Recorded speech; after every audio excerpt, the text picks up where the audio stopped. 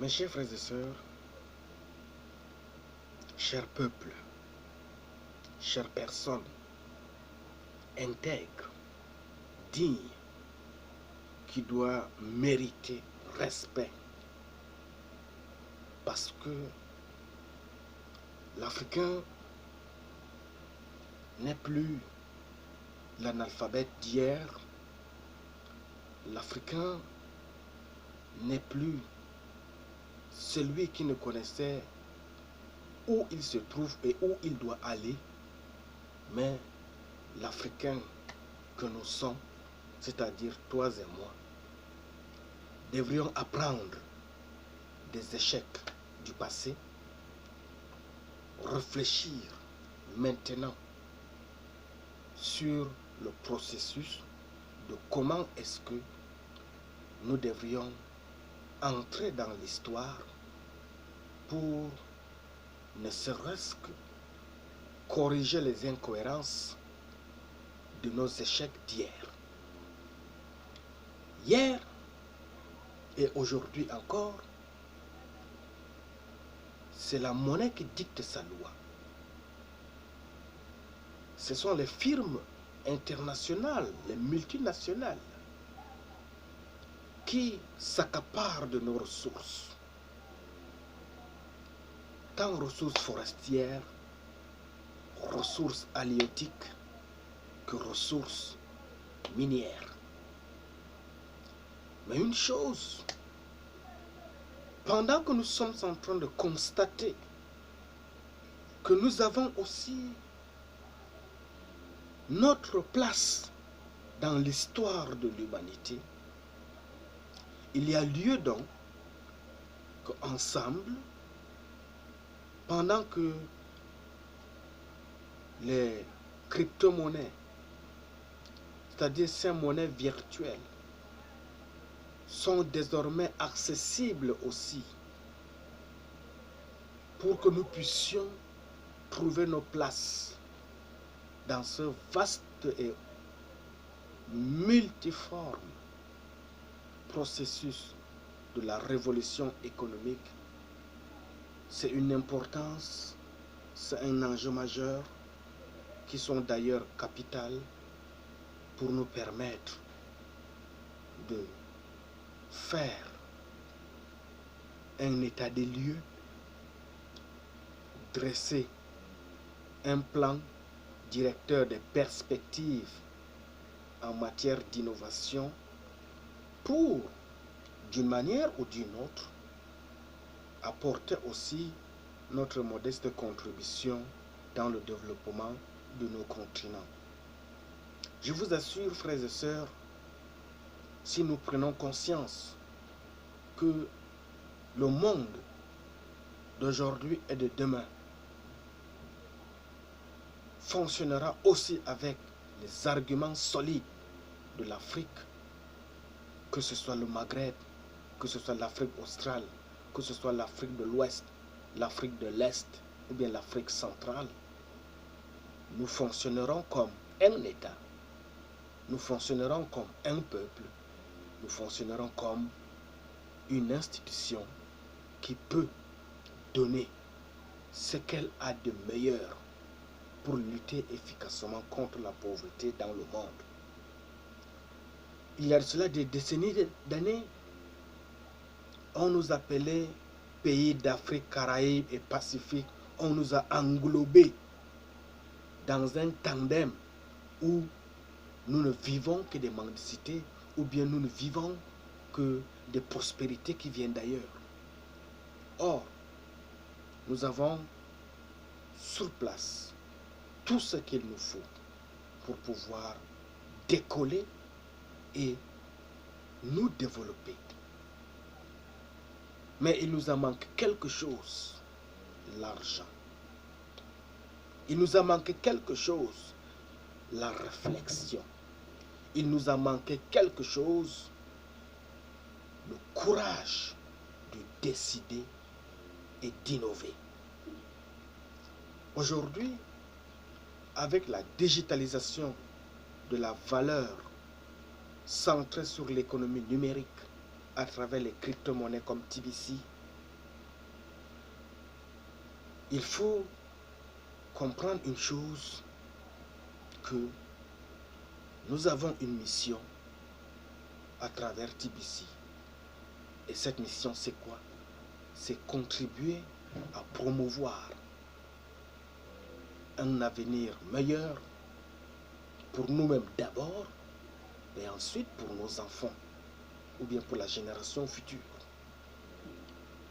La crypto-monnaie TBC présente de moins en moins dans les discours publics, mais probablement beaucoup plus significative pour l'avenir.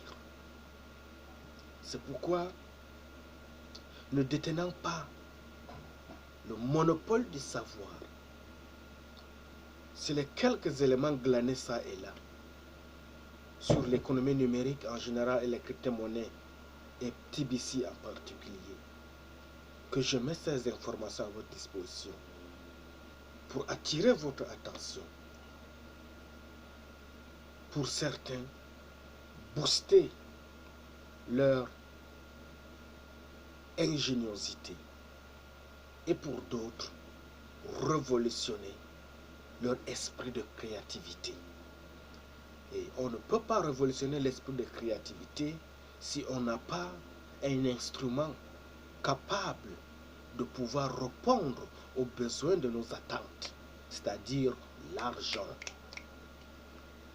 Il s'agit de la capacité à représenter numériquement de la valeur et à les transférer en toute sécurité entre individus sans aucun intermédiaire, autant pour moi, constituant ainsi une sorte de cohésion sociale qui permet à chacun de dire un mot, de proposer une piste de solution et ensemble réfléchir sur les voies et moyens à impulser le développement local. Pourquoi est-ce que je m'attarde beaucoup plus sur le volet de la monnaie virtuelle, qui est une source de révolution économique à l'échelle mondiale? Parce que autrefois ou par le passé, c'est l'argent qui nous a manqué de mettre sur place un système de l'industrialisation agricole. C'est l'argent qui nous a manqué de pouvoir exploiter nos forêts sur place, les transformer et les vendre à qui on veut et où on veut. C'est l'argent qui nous a manqué pour créer des micro-projets ou bien des micro-entreprises qui peuvent, chacun dans son domaine de technologie respective, impulser une croissance économique. Imaginez que ceux qui ont un savoir-faire bien assis et calé dans le domaine de l'énergie renouvelable, s'ils ont un capital capable de mettre en place une entreprise dans le domaine de l'énergie solaire, que ne peuvent-ils pas créer? Nous avons en Afrique, sur une bonne partie de notre continent, du soleil qu'on peut capter, le capitaliser et le transformer en énergie gazière, en énergie solaire pour produire de l'électricité, pour produire du gaz domestique et résoudre le phénomène de la coupe anarchique de nos bois. Nous avons sur notre continent, d'abord l'Afrique, regorge un bassin hydrographique le plus enviable du monde. Mais nous avons besoin de ressources pour capitaliser ces bassins hydrographiques, pour créer des micro-barrages hydroélectriques, pour électrifier nos cités, électrifier ou bien apporter de l'énergie électrique, pour renforcer l'autonomie de nos industries. Nous avons le capital des ressources minières qui, avec nos ressources monétaires, au lieu de le vendre à vil prix aux exploitations ou bien aux exploitants multinationaux, nous pouvons nous-mêmes prendre juste une fourchette de nos pétroles, de l'or, du diamant, du cobalt, le transformer localement et le vendre à qui on veut, où on veut. Mais pour pouvoir mettre en place cette politique, ce système macroéconomique, nous avons besoin de ressources financières. Et ces ressources financières qui nous a fait défaut, qui a fait défaut à nos parents, aujourd'hui, ces ressources-là sont désormais à nos portées à travers les crypto-monnaies. Et TBC ainsi apporte une solution viable et fiable. Pourquoi TBC apporte une solution viable à l'économie africaine? Parce que la vie de l'homme africain est centrée sur la communauté. Et c'est cette communauté-là qui fait l'ensemble du bonheur social africain. C'est là la particularité de notre richesse. Nous les Africains, quelles que soient nos divergences, quelles que soient nos incompréhensions, il suffit qu'on décide de s'asseoir sous l'arbre à palabres et discuter de ce qui nous oppose. Tout de suite, on trouve une solution et lorsque la solution est trouvée, on revient comme une poule qui rassemble ses poussins pour regarder droit vers ce qui nous unit et qui doit nous faire avancer.